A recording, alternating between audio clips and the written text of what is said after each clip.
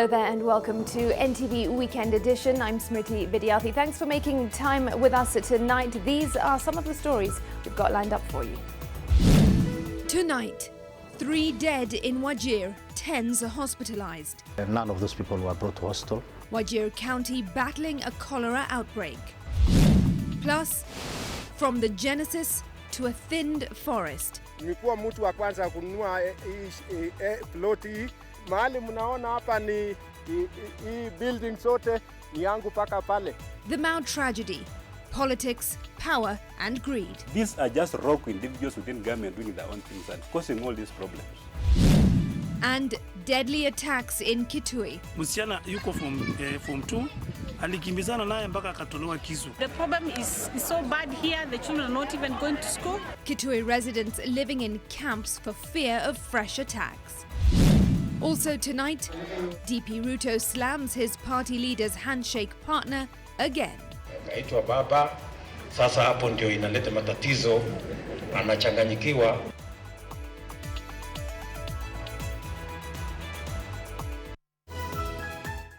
NTV Weekend Edition with Smriti Vidyarthi.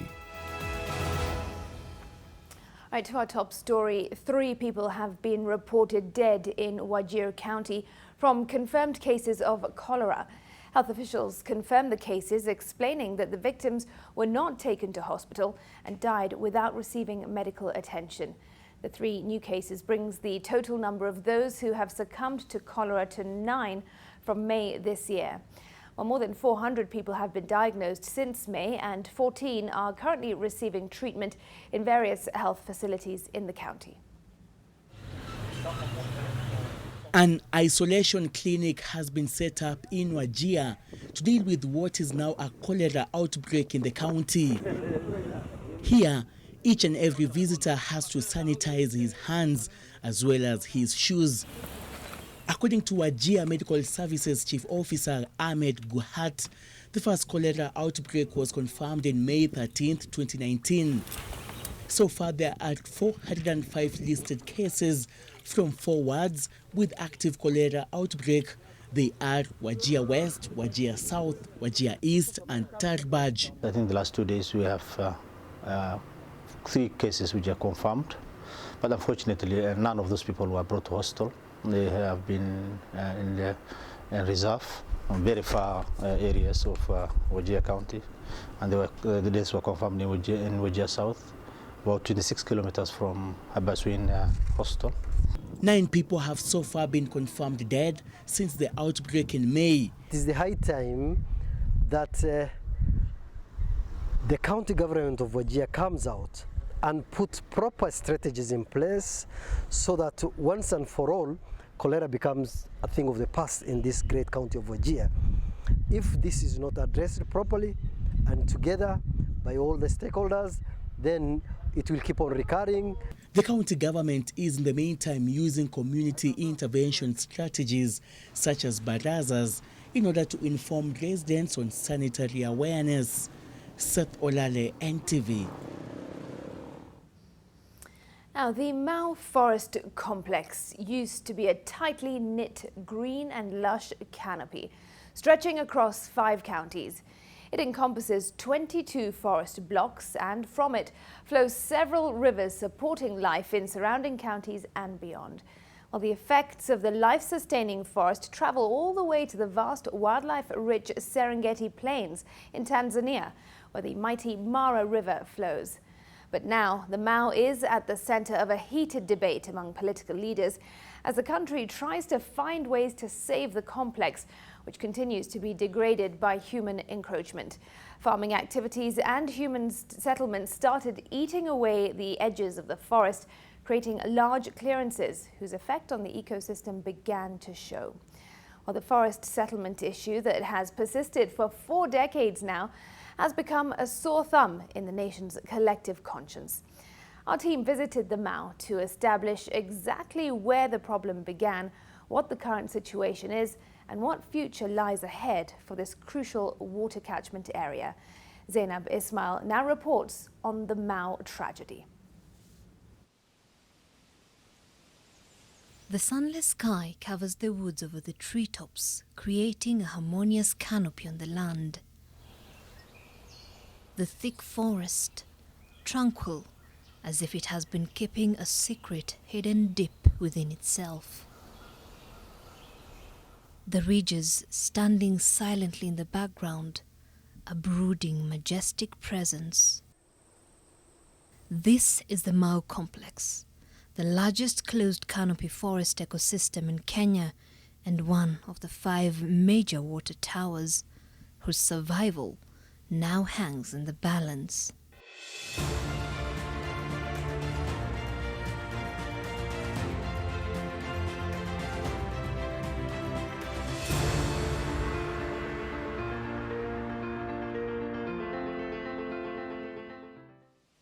The vast Mau complex covers an area of 46,278 hectares. But at the heart of the complex lies the Maasai Mau block, the most integral of the 22 blocks that form the complex. For decades now, it has been at the center of a long protracted political, socio-economic and ecological battle. Today, the contrast between the trust land and the gazetted forest is startling. Farming activity, barren land and fallen trees is the new reality. Our journey to the Maasai Mau forest was emotionally draining. On one hand was the cry of the inhabitants who claim ownership over the land, but on the other hand stood a forest that is choking from the encroachment and human activity that is slowly killing it. This part of the Maasai Mau, Christian Sierra Leone, has been a hotbed of evictions for years. Its name was established following the return of a Kenyan soldier who was on a peacekeeping mission in the West African nation of Sierra Leone and in Bosnia. Nilikuwa nimeenda UN mission. Wakati nilipotoka huko, nilikuwa na ile pesa nilipata huko. Nikakuja, nikastahili, nikanunua shamba na plot. Nikajenga sasa, mahali mnaona hapa ni hii building zote ni yangu paka pale. 76-year-old Kones named his first business structure a posho mill, Sierra Leone, in memory of his service there. And with the influx of people over the years, the area automatically assimilated the name, hence Sierra Leone. But it has not been a smooth stay ever since his return. Vitu ilikuwa hapa, iko garage ilikuwa hapa, iko parking ya nini, iko gorofa ilikuwa hapa, hardware, iko mahali ya electronic accessories. Nilikuwa nimeweka kila kitu. Zote iliisha. Nikakuwa nil. The community here lives in caution. At the sight of strangers or visitors, the inhabitants here quickly gather to find out why we are here. Always wary, ever since the government gave them a 60-day notice to vacate the area. Kwa hiyo juzi tunashangaa tunaanza kuambiwa tutatoka sehemu hii. Na tunashangaa tutatoka tuende upande gani. Hatujui penye tunaenda, tunajua hapa ndio nyumbani. The children, who seem oblivious of the fate that hangs over their heads, move about. But they also notice that there is an uneasy calm among the adults. We bump into 32-year-old Gladys Rono, a mother of 7 near Sierra Leone. She has been trekking for hours alongside 4 of her youngest children. She had gone to sought refuge in Bondet village following the government's directive. But today, she is making her way back to the place she called home in Subtet village inside the forest to allow her second-born take part in her Kenya Certificate of Primary Education examinations. We were told to go back home so that our children can finish their education and take part in the exams, and that's why we're going back. She tells us she is fully aware of the developments of the Mau resettlement debate, and she constantly lives in the fear of the hour that she will be asked to pack up and leave for good. We're asking the government to allow us to continue staying on our land so that we don't suffer all the time. It is the cry of most of the squatters here who now take life one day at a time, waiting for the moment their stay in this protected land shall come to an end. On our second day here, we encounter a troubling incident. We're informed a search is ongoing for an 8-year-old boy who is feared to have drowned in the Amalo tributary of the Mara River the previous night. We follow this 4-kilometer stretch to the river downstream where the family had gathered. By the time we arrived, the local rescuers had just retrieved the body from deep in the belly of the river.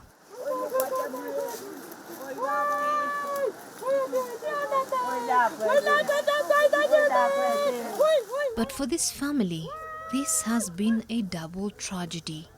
They blame the government. Yo kijana juu area hii ni mgeni. Alikuwa anakimbilia usalama kutoka Mau, akapata makao kwa akaomba tu jirani hapa. Akapewa nyumba. Sasa baba yake alikuwa anaendelea kuleta mizigo huko. Hata saa hii baba yake anakuja na mzigo, anaendelea na mzigo kubeba. Kufika na mzigo anaambiwa kijana ameingia kwa maji. The pain in his father's eyes is evident. All they hope for now is mercy. After we left, we were informed that the Class 2 boy was buried next to the river. But the crisis facing the Masai Mau forest did not just begin today. The encroachment on the forest block dates back to the 1970s when the government declared 3 adjudication sections in the north of Olposimoru and Masai Mau forest. Sisian under the Ilmotiok adjudication section, Nkaroni, Enosokon and Enakishomi under the Olulunga adjudication section, and Rayo Group Ranch and Ankoben. Nilifanya kazi kama chief baka mwaka wa 2007. Kawa moja ya members wa task force ile iliundwa na former Prime Minister Raila Odinga kuangalia maneno ya Mau. Mashamba wakati ya education kulikuwa na wanakamati ambao serikali aliunda ya kusimamia uandikishaji ya mashamba katika wilaya ya Narok. Hiyo kamati kulikuwa na wazee 25. Hao wazee 25, nusu ilikuwa Masai na nusu ilikuwa Kalenjin. Sasa hawa wazee ndio walitangulia kupeana mashamba. Na hawakuwa akitembea na surveyors. Walikuwa anaenda kuambia kila group shamba yenu inaanzia kwa hii ridge, hii ponde na mwisho yenu ni ponde fulani. Inaanzia mahali hakuna ponde ile yanaweza kuonyesha. Wanaweza angalia vitu kama miti na wakabaliana. Hiyo ndio sababu hiyo mipaka iliwekwa na akapewa okay kufanya subdivision, title ikatolewa. Sasa hii maneno ya kusema iliongeshwa, tulikuja sikia kujua juzi wakati hii maneno imetoka, lakini mbeleni tunajua hayo mashamba ni mashamba ya watu. According to the Mau Task Force report, the group ranches illegally increased their sizes exponentially, creating the nightmare witnessed today. Sisian Group Ranch had 375 original parcels of land under a registered 443.5 hectares of land, but increased the area to 1,215.6 hectares, an excess of 772.1 hectares. Nkaroni Group Ranch, which had 188 parcels of land under 1,097.5 hectares, increased to 5,082.5, an excess of 3,985 hectares. And Osokon, which had 110 parcels in 155 hectares, increased their size to 653 hectares, an excess of 498 hectares.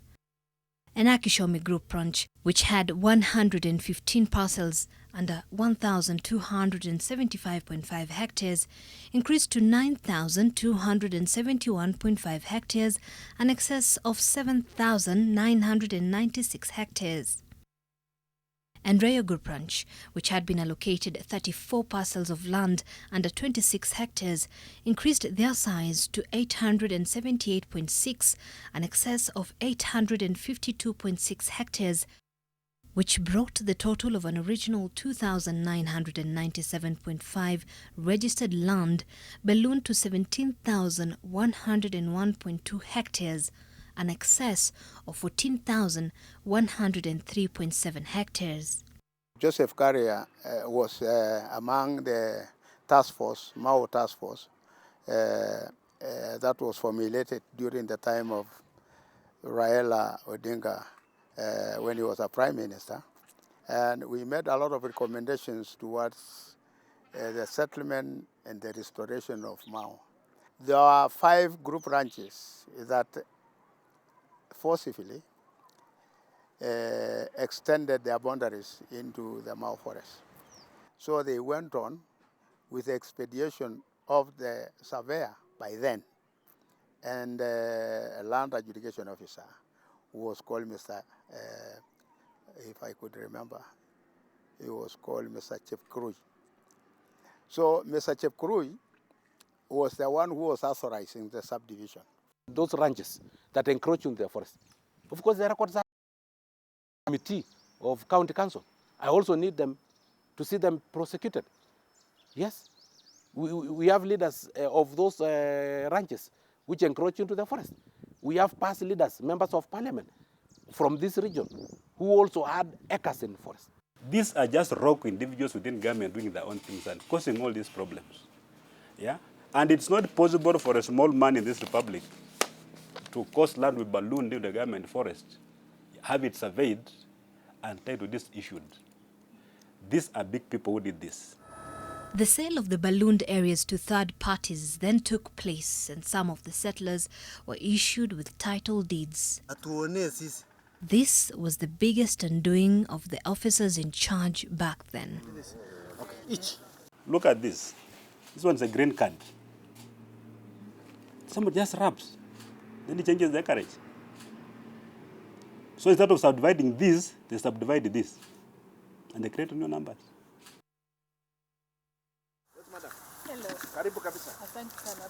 But according to former Bomet Governor Isaac Ruto, the Narok Masai Mao Trust land was set aside for settlement. This is an area that was meant all along, rightly or wrongly, for settlement as trust land under Narok County Council, as it were. This area has been mapped as part of the Greater Mao, and they have 22 blocks. 21 blocks are gazetted government forests where there should be no debate. Anybody living inside should have gotten out yesterday or the day before. The problem we have is that the area that is in question at the moment is actually area that was earmarked for settlement. And indeed, the County Council of Narok went ahead to allocate. And they even engaged private surveyors plus government surveyors and issued out titles. And where there were the so-called ballooning, the County Council issued a no objection letter. And there are minutes of the County Council indicating that they had no objection to the extension of the group ranges, depending on the pressure from the settlers who are the Maasai people. How can you give Mao forest to a person? Yes, indeed, it's a trust land. But the specific purpose for that trust land was for conservation. And so nobody can tell us you can occupy the forest because it's trust land. It's trust land set aside. This then brought about the bone of contention that has remained a big debate, the boundary that separates the forest land from the settlement area. These boundaries are highly questionable. The only genuine boundary is the one that belongs to the national government forest. And that is where the Nyayo T-zones actually indicated as the cut line. The Nyayo T-zone did a good job based on facts and based on the coordinates that show you where the government forest ends. The rest is Maasai trust land. In trust land, there could never have been any boundary that had been gazetted. These are the one you're talking about, the Nyayo T-zone. It's not a boundary. It's not a cut line. It's just nothing. Yeah, it's not. We cannot base anything we cannot do anything based on that, because a little background is that before 2015, there were people who moved from that area of calling status quo area, that's Sierra Leone area, and moved into Olposmoro forest. Olposmoro is a national government forest, gazetted. But the Kenya Forest Service moved them out. KFS were basically only interested in the gazetted forest. So they moved these people out of Olposmoro forest. When they came back without the Masai Mara forest, they told them that this is now the boundary. So they showed them the boundary where the jurisdiction ends. And that's the place where the tea has been planted. So those who are arguing that the Nyayo T zone forms the basis of the boundary between settlement and forest, what they're telling us that the entire Masai Mara, the 46,000 hectares, actually supposed to be settlements. But that's the position really, when you go to the ground. It's not.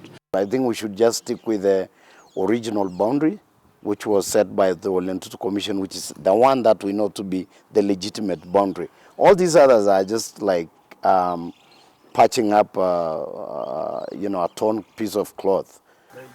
In 1986, a boundary commission chaired by the late Paramount Chief Lerionka Olentutu was established to review the Masai Mara forest block boundaries.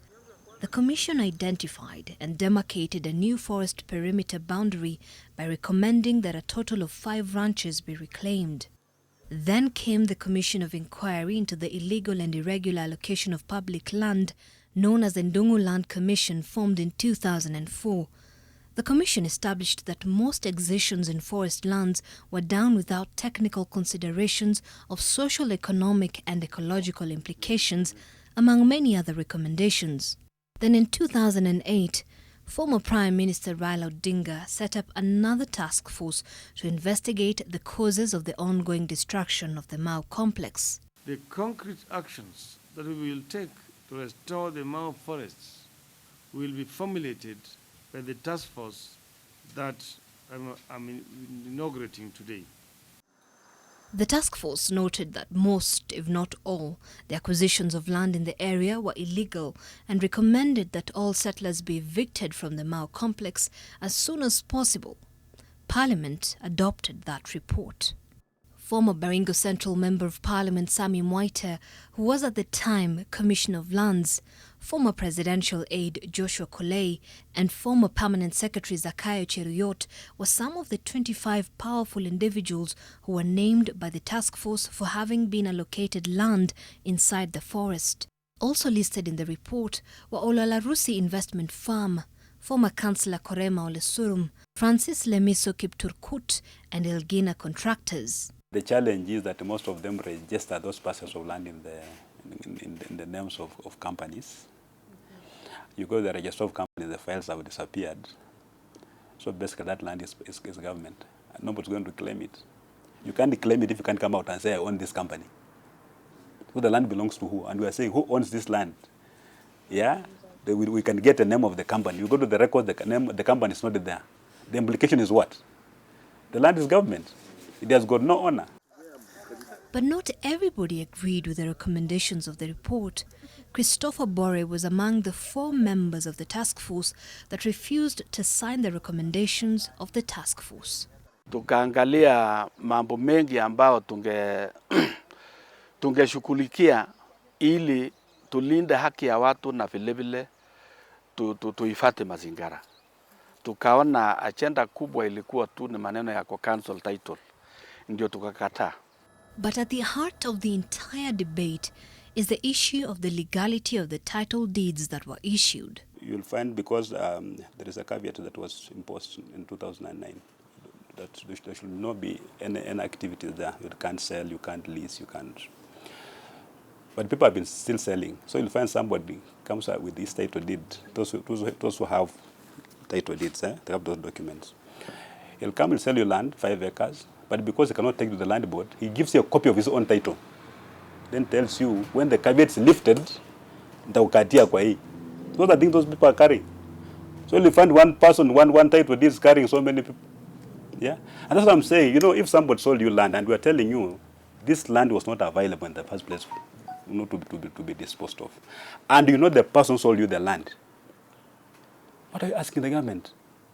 And you know the person who sold you the land, why can't you tell the government, you know, this guy duped me into buying this land?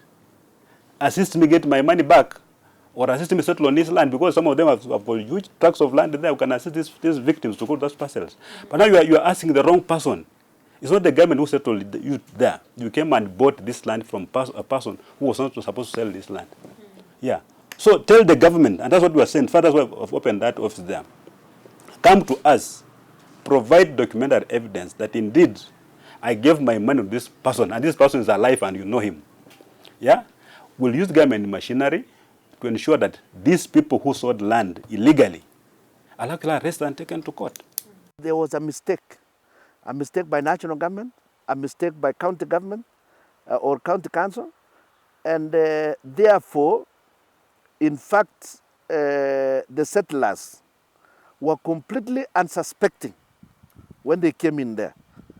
There's been a lot of talk that tend to paint the people as forest hungry. Is it possible that people will settle in an area through rogue officials, meaning the national government is not aware, meaning the president is not aware, meaning the minister is not aware, meaning the security system, the security apparatus is simply not aware? Is that possible? There were land boards that issued the titles. There are a lot of people who own land there and they don't want to be known that they own land there. And so the people who are sold land, I don't know whether to call it genuinely, because there is no genuine about that transaction. But people who bought land from whoever sold them the land and are able to identify those people can be established who they are and how many people were sold land by who.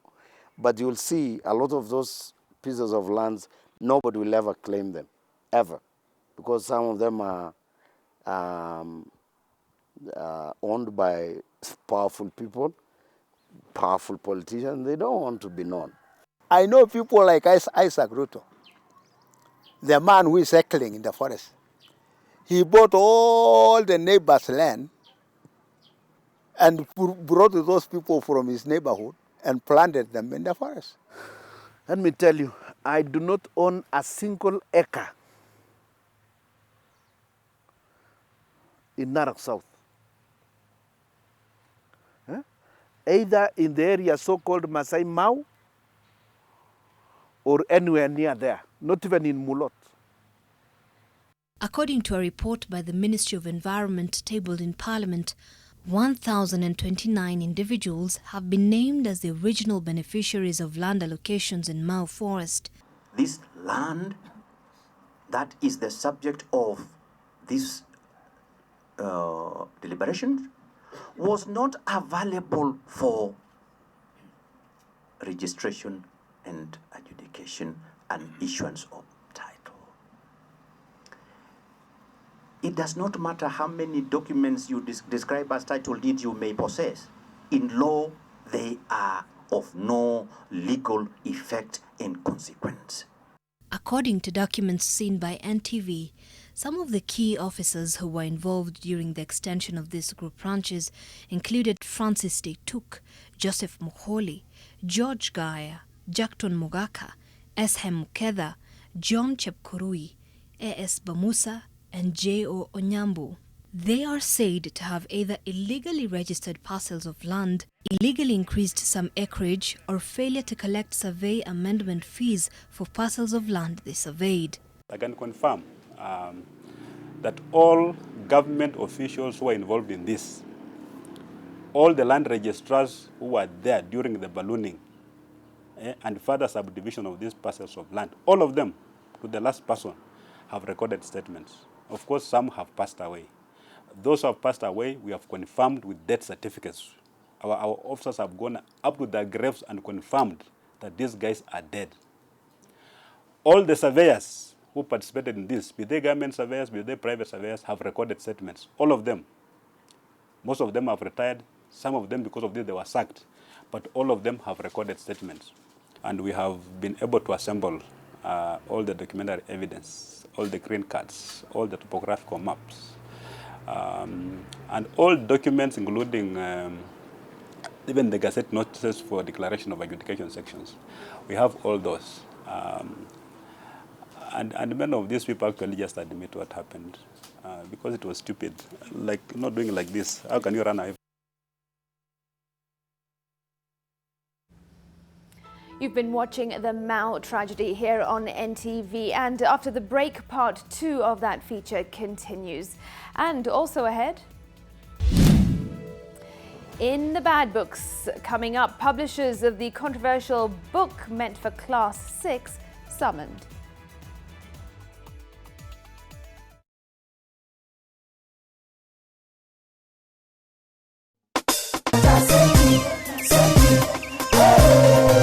Je, biashara imekwama na hauna kakitu? School fees hauna na kumekauka? Au ni tokens zimeisha na huna cash? Usiwori, kwani unaweza chukua Senti. Senti inatatua mahitaji yako yote ya kifedha. Download Senti kutoka Play Store upate cash instantly. Terms and conditions apply.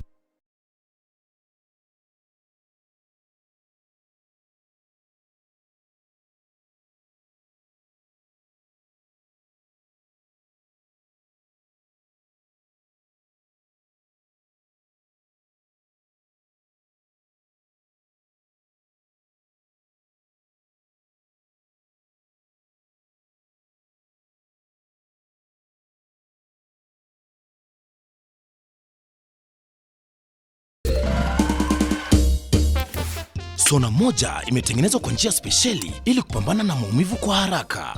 Sona moja ina aspirin kama kiungo. Sona moja, kitulizo kamili. Maumivu yakizidi, pata ushauri wa daktari. Sensitivity is a short, sharp pain that people experience when they have something hot or cold getting to the nerve of the tooth, causing that discomfort. If the sensitivity is left alone, it may get worse. Dentists recommend Sensodyne to their patients. It's able to get inside the tooth and calm the nerve of the tooth down. And the proof's in the results. It works. I help women find independence by training them in fish farming. It's tough on my back, joints, and can cause headaches. Panadol Extra relieves multiple types of pain. Panadol Extra, now with new Optizorb technology to fight multiple tough pains with 3 times more pain-relieving medicine in the first 30 minutes when you need it most. Seeing them support themselves makes any pain worth it. If symptoms persist, seek medical advice. I can't believe that we are the ones empowering people to destroy and cause trouble in our country. Our country has long been destroyed.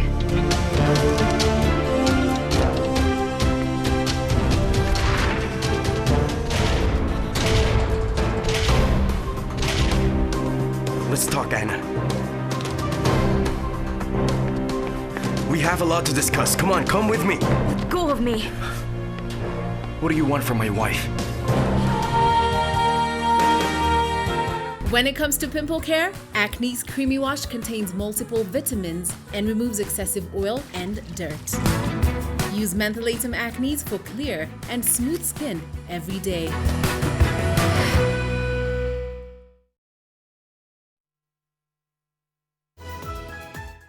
NTV Weekend Edition with Smriti Vidyarthi. Welcome back. In the second part of the Mao tragedy, Zainab Ismail delves deeper into the politics that has surrounded the Mao forest.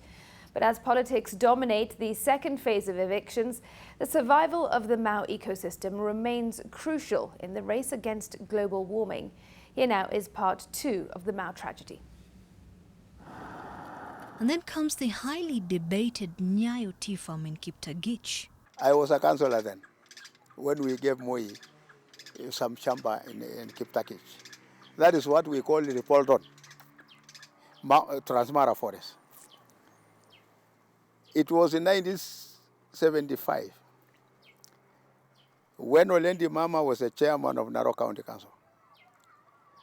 Moi requested for land, and you know how big he was. He was the president of this nation. And because of superiority, the motion was brought to the council. And we said we are going to give the president a little shamba in the El Polton area. So we gave him 1,500, which is noted. I think through the minutes of the council, we have given him 1,500 acres. During that time, we also gave Ololo Itipitip, the former minister, we gave him 1,000 acres, which was not taken by him. So the 1,500 acres which was given to Moi, he went to put it, but he went ahead to subdivide the land for himself. I hear he has got more than 4,000 acres. We did not authorize for that. And I can even stand before any court of law and say that the land that we have given to Moi was only 1,500 acres. We might have done it illegally, but anyway, if it was illegal, then I stand to be corrected, because actually the minute of the council is an authentication.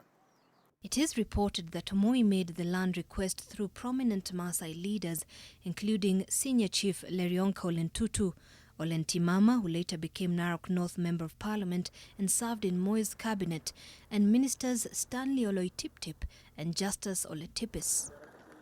Nyayo T-Zone strictly belongs to the Nyayo T-Zone Corporation. There is a CEO, and there is an Act of Parliament that set it up. There is a board of directors. And there must be, what is it normally called, appropriations in aid, AIA, to the government. That the money from Nyayo T-Zone must be going to Treasury. Maybe the Minister for Finance should tell us whether Nyayo T-Zone is a private entity or it is, or is it because it is called Nyayo. The Ndungu Commission established that the Nyayo T-Zones was also a conduit through which forest land was illegally allocated. While the T-Zones were meant to extend up to 100 meters strip of T-belt around forests in the tree-growing areas, extra acreages were hived from the forest under the guise of T-Zones and later allocated to individuals. And amid all that were the so-called landless councillors.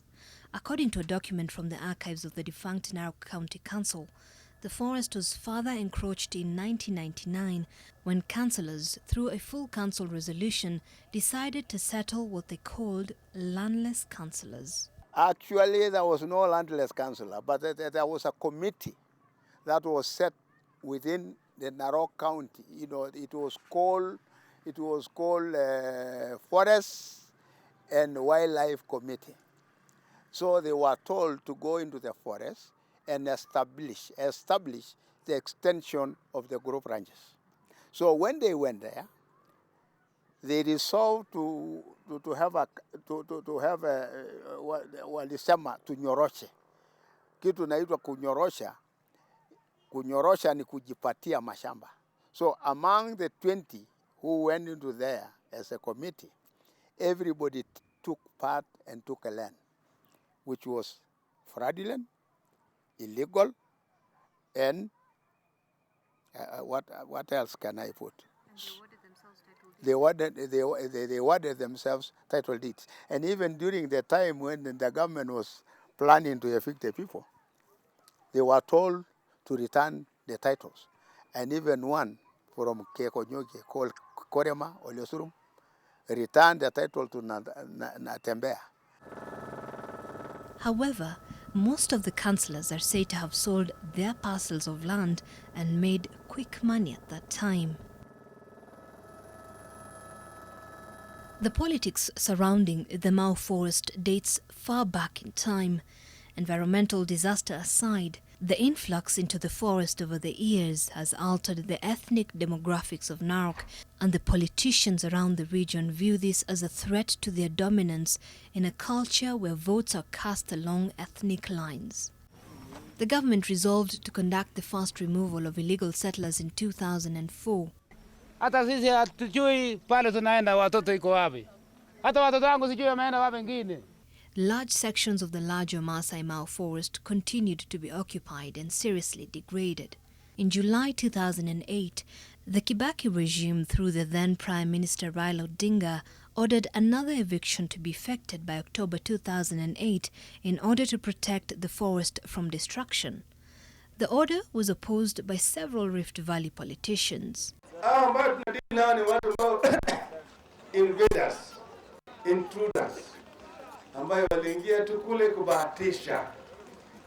Tunaona vizuri? Hao wameambiwa warudi kwao. Sasa baada ya kurudi kwao, anaenda kando hapo, anakaa na mtoto kwa baridi, alafu anaanza kulia. Oh, serikali haijali. Serikali haijali. Alafu sasa wengine wanakwenda kupiga kufua.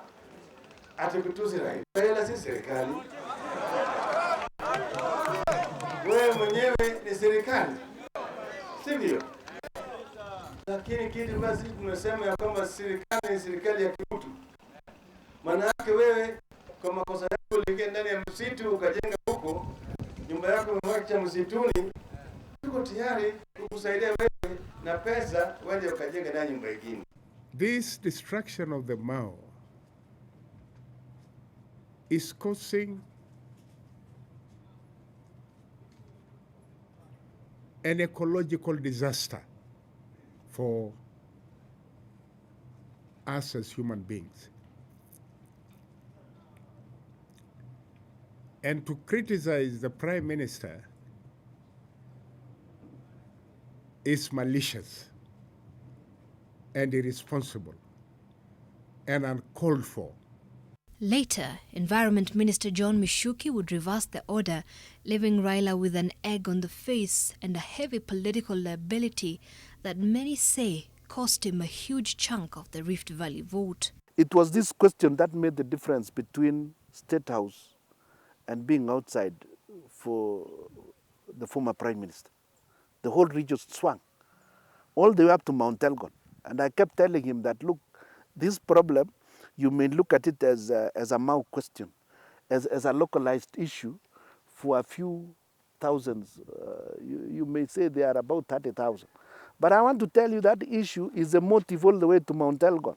It's a very unpopular thing right now not to talk about the Mau forest in Maasai community. In Kalenjin community, it's the same thing. If you don't talk about the Mau forest issue, you are a very unpopular leader and you might lose the election. Nationally, if you are running for presidency, you know, you have to talk about the Mau forest, otherwise you lose votes and so forth. Since then, there has been continuous influx of people and human settlement arising from the increased population, land subdivisions and speculative squatters. Until August 2008, when the settlers were evicted in Koben and Kas FM areas. The government has now embarked on the second phase of evictions. This has created a sense of uneasiness in the area once again. And although a section of the squatters are voluntarily leaving this area, some have vowed to stay put, claiming ownership of the land they currently live on. Sio mimi, pengine watu wengine. Mimi siwendi. 1,600 households have already partially vacated from the forest. Partially means they have removed part of their properties, they have removed their animals, so we are only talking of 1,212 or thereabout households that are still inside the forest waiting for this process. This could be some of those who have the 461 title deeds that they say that they bought the land. They could be part of the 2,900 that have some form of agreement that they may have bought the land or something. And therefore, it takes us to the next level. Is compensation something that can be discussed? Maybe no. But is it humanly right to give these people some sort of ex gratia amount? Yes, by all means. Learning in schools in the area has also been hugely affected. Most of the pupils only attend schools for a couple of hours in the morning, depending on the availability of teachers. At Chebirbelek Primary School, for instance, we are told that the parents have outsourced the head teacher from another school. There are a total of 15 schools in the contested zone. And as we traversed through the complex to the eastern part of it, this is the situation. Large chunks of the forest have also been destroyed by loggers and settlers. The Ogiek, an indigenous community, have settled here among other communities, although their entry into the forest is restricted. As Ogiek, as an indigenous community, we lost a home. We were reduced to beggars, to squatters, and of course we have been subjected to endless tormentings by individuals and institutions, depending on their interest. They, however, say they're willing to restore their traditional lifestyle for the sake of conserving the Mau complex and hope to be involved in the conservation surrounding the Mau. However, despite all the noise and confusion, one thing remains clear, that the Mau forest must be conserved. 12 rivers begin their journey from the Mau complex. We followed the Mara River, the lifeline of the Mara Serengeti ecosystem and game reserve, right from its source at the Enapuyapui Springs at the top of the ridges in the Mau complex. A blue gem streams in the forest, sipping and dribbling as it swerves through the trees. Each narrow stream forming a life of its own as it moves downstream.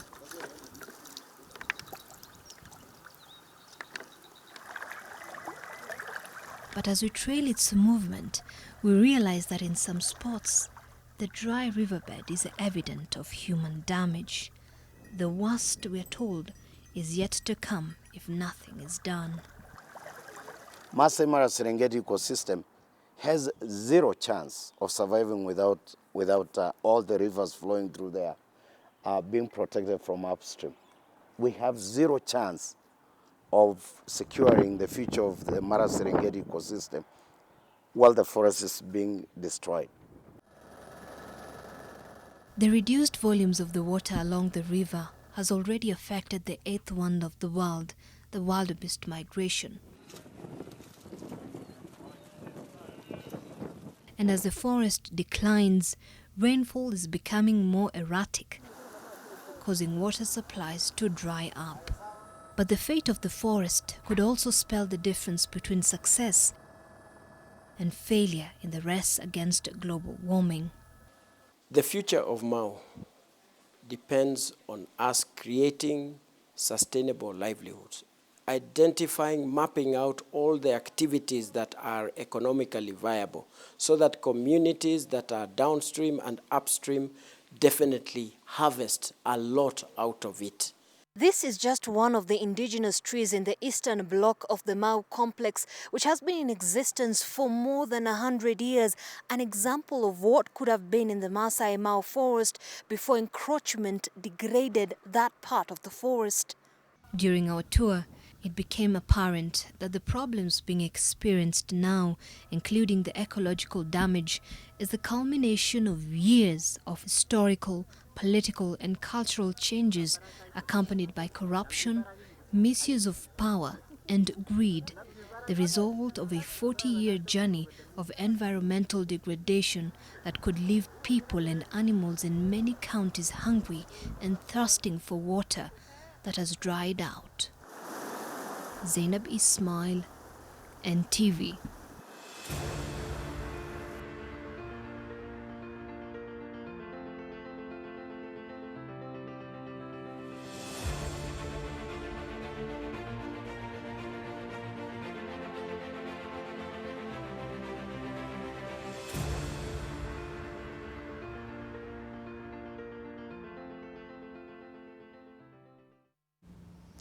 The Mao tragedy brought to you by NTV's Zainab Ismail and team. And indeed, some seriously tragic revelations there. But is it too late? Well, they say it is never too late to save that forest and, of course, the people too. All right, it is time for a breather. Do send in your feedback, though, on the Mao tragedy via our Twitter handle, and we'll try sample some of those views later on in this broadcast. Coming up,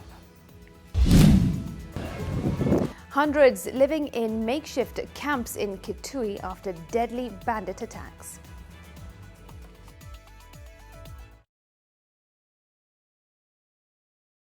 Your multi-bet is on its way to hit the bullseye. Oh, you lose one match, but only in Mozart. Mozart Refund, lose one game, get your cash back. Make a decision. Terms and conditions apply.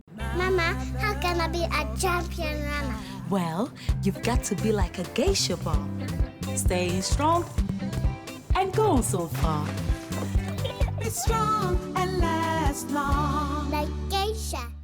From the heart of Nairobi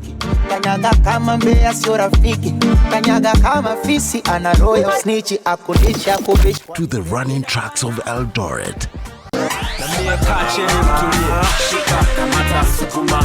Coming soon. John suffers from indigestion. His twin James suffers from heartburn. Sometimes it's the other way around or both. That's why they use Gaviscon Double Action. It soothes within 3 minutes and lasts up to 4 hours.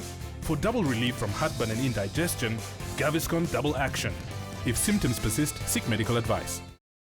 You in the pollution? Yes, you. Dry throat? Strepsils. Gal in the smoke with a raspy voice? Strepsils. Hello, in the downpour with a scratchy throat? Take Strepsils. Get soothing relief for any throat irritation. Strepsils with its medicinal ingredients will heal the harm done to your throat from external factors. Strepsils. Strepsils for a dry, itchy, raspy, scratchy throat. Wake up in the morning, time to get it. How do you re-energize? You're gonna make it. Just take a sip. How about a Yola? Available in 4 flavors, Yola is a cereal milk drink packed with vitamins and minerals. It is suitable for all ages and guaranteed to give you a burst of energy in every sip. Yola, power up your day.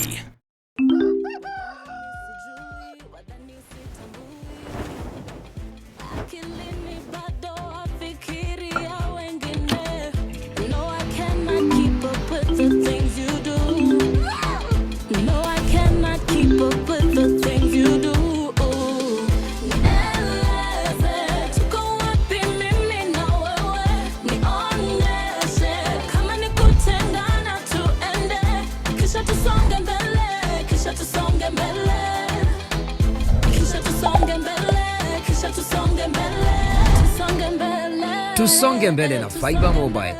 Get a Fiber SIM card today and enjoy Tusonge mbele bundles at affordable prices.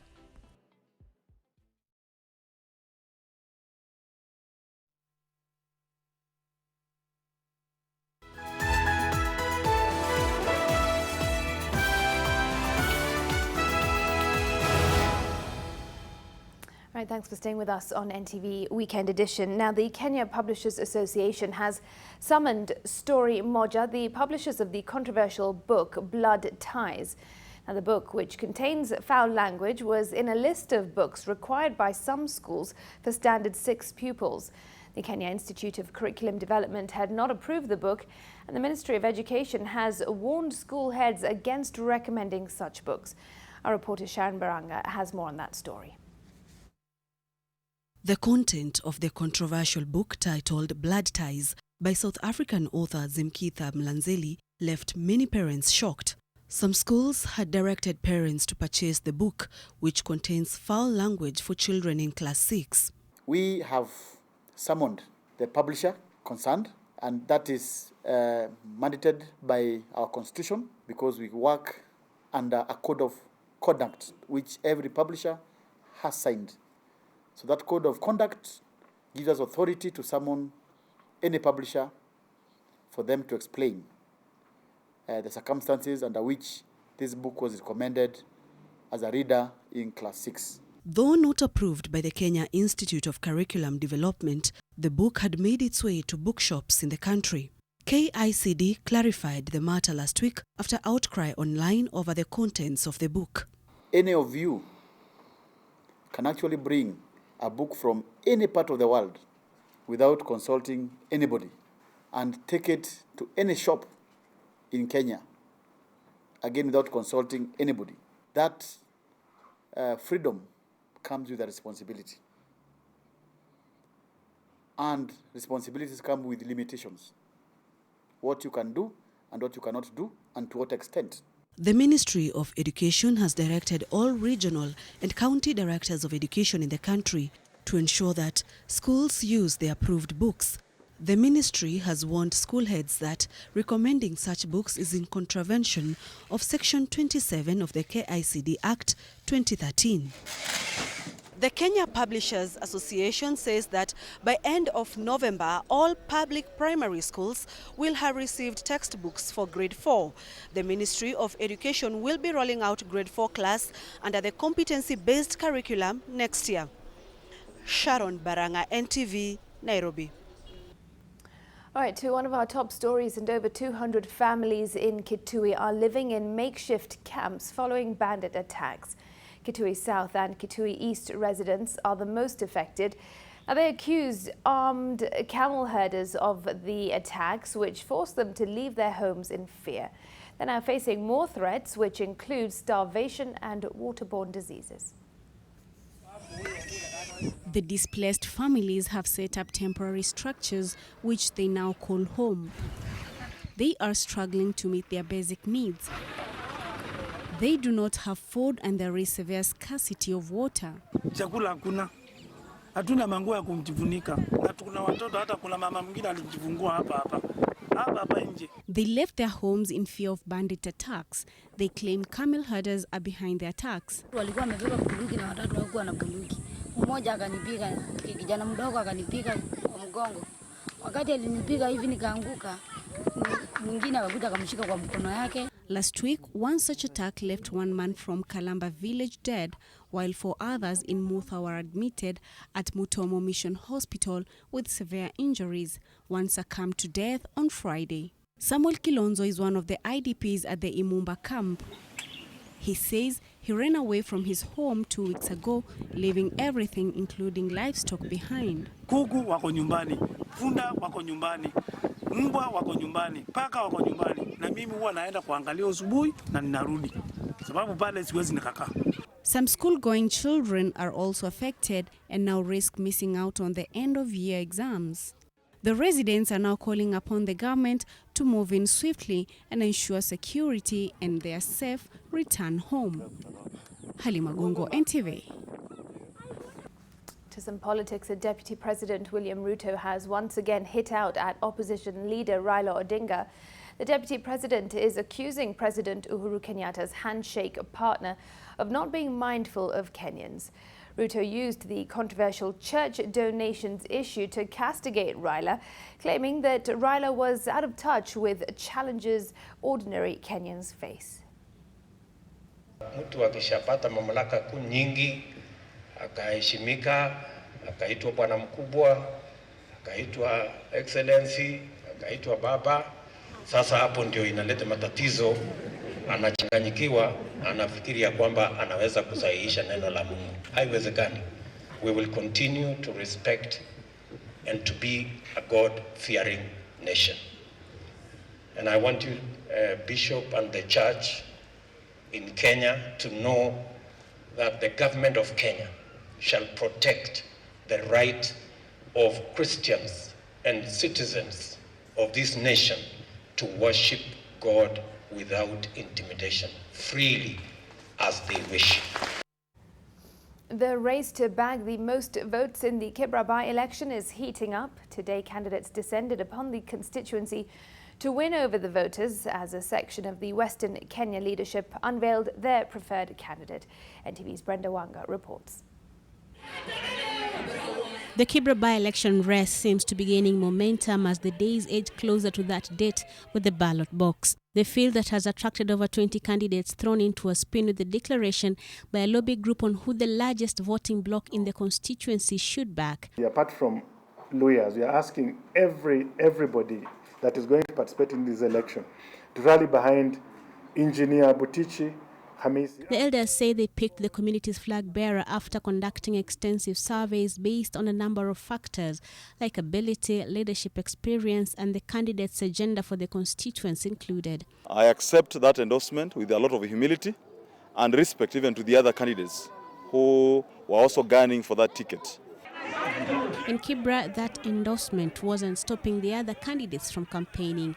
The Jubilee Party painting the streets red as MacDonald Mariga's team rallied the constituents. ODM's Imran Okoth was also on the ground. Kina mama mimi nataka kuweka kwa agenda yangu. Kipaumbele wanajua kali. Aside from selling their agenda to the electorate, the candidates are also trying to outdo each other by discrediting the other. Nimeona wale ambao ni maadui wa handshake walifurahi sana ati kwa sababu party leader wa Jubilee alivalisha candidate wao kofia huko State House. Wakaanza kupiga kelele ati handshake imeisha. Ukweli wa mambo ni kwamba huyu jamaa aliingishwa State House kwa buti ya Ruto. Hatutaki maneno ya kupigia mtu kura ati mimi unipigie kura kwa maana mimi ni ndugu ya fulani. Sisi wote tuko na mandugu. Sawa sawa? Hatutaki maneno ya kupigia mtu kura ati mnipigie kura kwa maana mimi ni mchezaji mpira. Tuko na wachezaji wa mpira ya kutosha hapa Kibra. The voters will choose their next MP in just under 6 weeks. Brenda Wanga, NTV. As always, there is more coming up, including... Well, there is expensive tech and flashy cars. In Japan, they flush it down the drain. Details after this short break.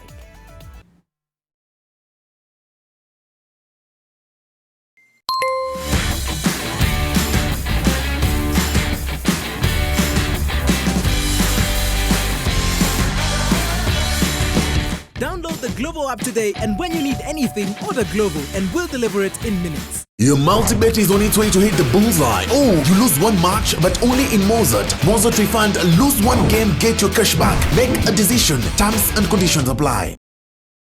The baby bundle fair is coming up in a few days. We can get to shop for baby number 2. With the amazing deals on offer, we could actually pick few items for Killer. Actually, I'm on their website now and I can see they have interesting activities over the 3 days. And some stuff for dads too. Well, let's not miss even a day. Come to the Baby Banda Fair at the Sari from 4th to 6th of October 2019.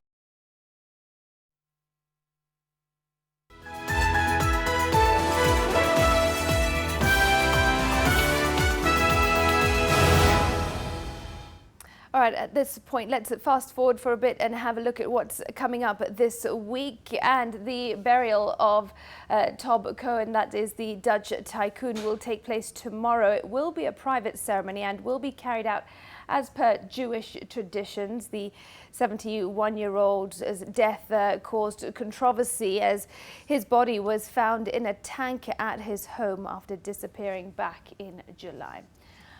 We will be covering those events for you. Also coming up, the Foreign Affairs Cabinet Secretary Monica Juma was to inform Parliament about when Wende Mwinzi would renounce her US citizenship. Well, this will now no longer happen, and instead a parliamentary committee will table a report on the issue on Wednesday.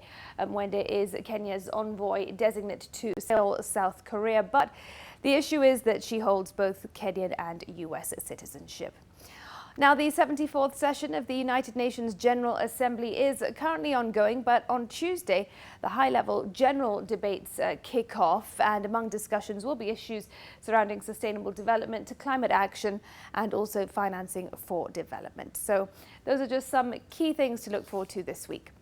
Now, as we mentioned in our highlight, the latest must-have product to take Japan by storm isn't high-tech, believe it or not, but it is high-end toilet paper, which is rolling off the shelves, and Japanese consumers are paying, get this, 500 yen per roll. That is the equivalent of 500 shillings per roll of toilet paper.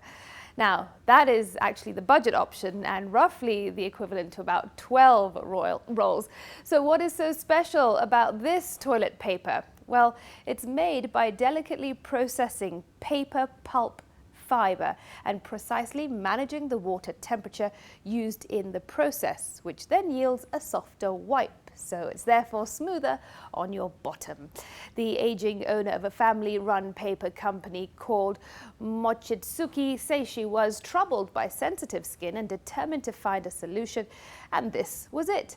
And this luxury 3-ply toilet tissue paper quickly became a national obsession, and the paper factory is now struggling to meet demand.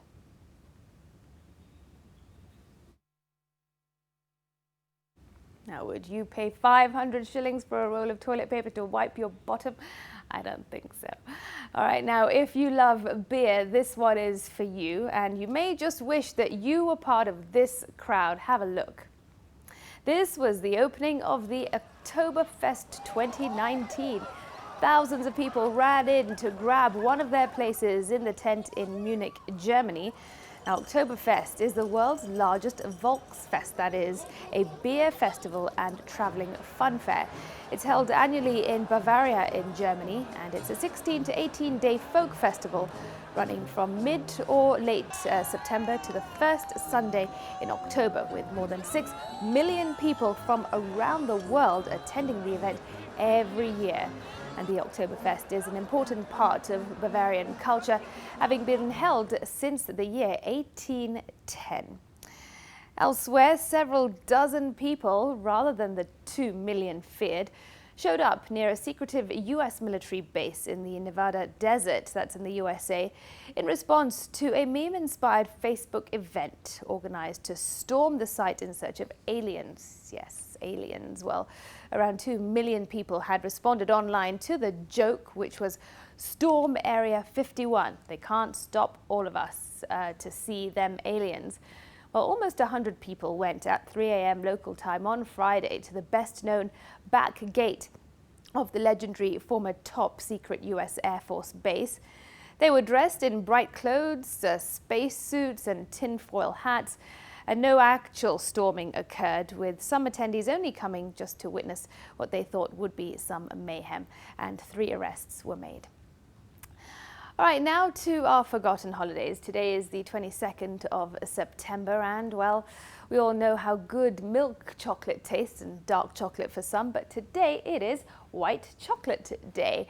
And coffee and chocolate manufacturer Nestle launched the first white chocolate bar, and there it is, in Europe, and it was known as Milky Bar. Perhaps a bunch of you have tasted that, but it was launched back in the 1930s. Now, white chocolate doesn't contain cocoa solids, and so it isn't really considered as chocolate in the strictest sense by some people. Well, how can you remember this day? Well, of course, just go ahead and enjoy a piece of white chocolate. Also, today, 22nd September, it's World Business Women's Day, which recognizes the value and contribution of women in the business world. Now, the roots of this day go back to the late 1940s. While men were fighting in World War II, women filled the void in the workforce. And the returning soldiers found that the women were eager to have their men return, but in fact, many women were actually not anxious to return to the traditional roles in the home. And since this time, women's roles and contributions, of course, in the workforce have grown and evolved. All right, so that's just a check of various fun things. Do stay with us, as coming up after the break, Ida Waringa has the sports news lined up.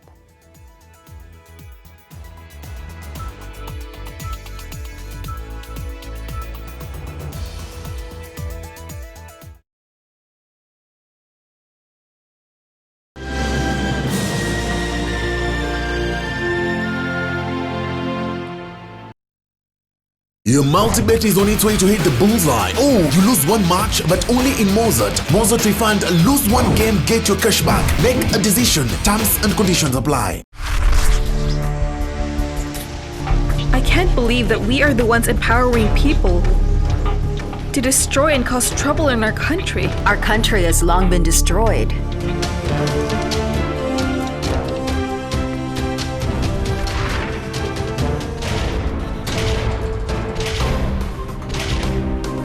Let's talk, Anna.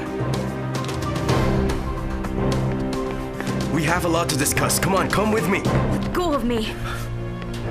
What do you want from my wife? When it comes to pimple care, Acne's Creamy Wash contains multiple vitamins and removes excessive oil and dirt. Use Mentholatum Acne's for clear and smooth skin every day.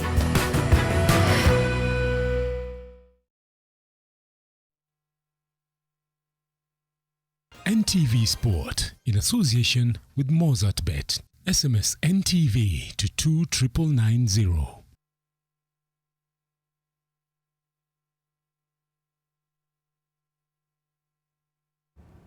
A very good evening. Let's get into the world of sport. And defending champions Gor Mahia put a woeful week to the side as they bagged 3 points in Machakos, while Western Stima edged Posta Rangers 1-0 away at the same venue. While Sunday saw 14 goals shared out in 6 Kenyan Premier League games. Gor Mahia resumed league action after a troubled few days that saw their CAF Champions League first-round loss mounted by a club financial crunch. 2 first-half goals would prove enough for Kogalo. Francis Aferie gave the Green Army the lead in the 12th minute before Lawrence Juma doubled it in the 33rd.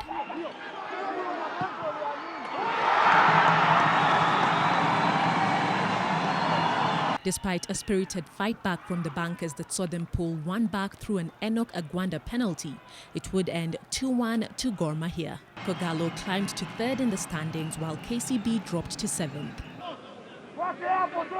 In the earlier kickoff at Machakos, Western Stima edged Posta Rangers 1-0 to leapfrog to 5th on the log.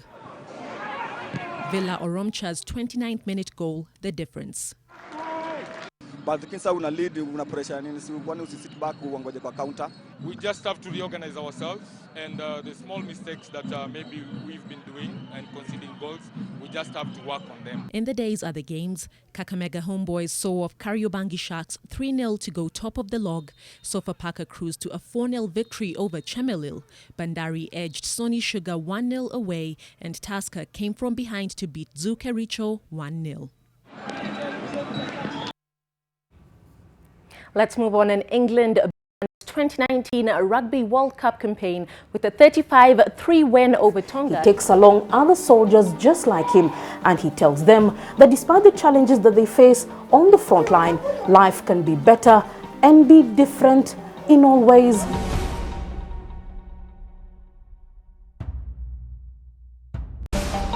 Serengeti ecosystem has zero chance of surviving without all the rivers flowing being protected.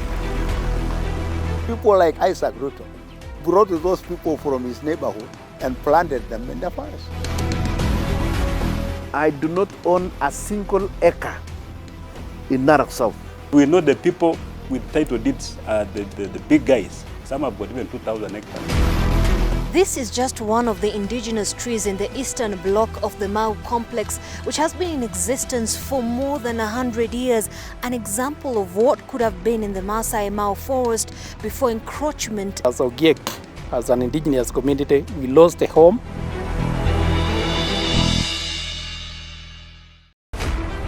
Masai Mara Serengeti ecosystem has zero chance of surviving without all the rivers flowing being protected. People like Isaac Ruto brought those people from his neighborhood and planted them in the forest. I do not own a single acre in Narok South. We know the people with title deeds are the big guys. Some have got even 2,000 hectares. This is just one of the indigenous trees in the eastern block of the Mau complex, which has been in existence for more than 100 years, an example of what could have been in the Masai Mau forest before encroachment. As Ogiek, as an indigenous community, we lost a home.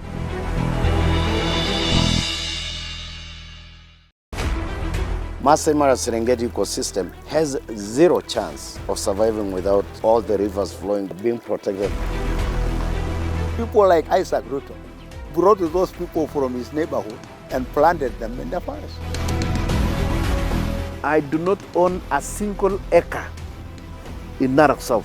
We know the people with title deeds are the big guys. Some have got even 2,000 hectares. This is just one of the indigenous trees in the eastern block of the Mau complex, which has been in existence for more than 100 years, an example of what could have been in the Masai Mau forest before encroachment. As Ogiek, as an indigenous community, we lost a home.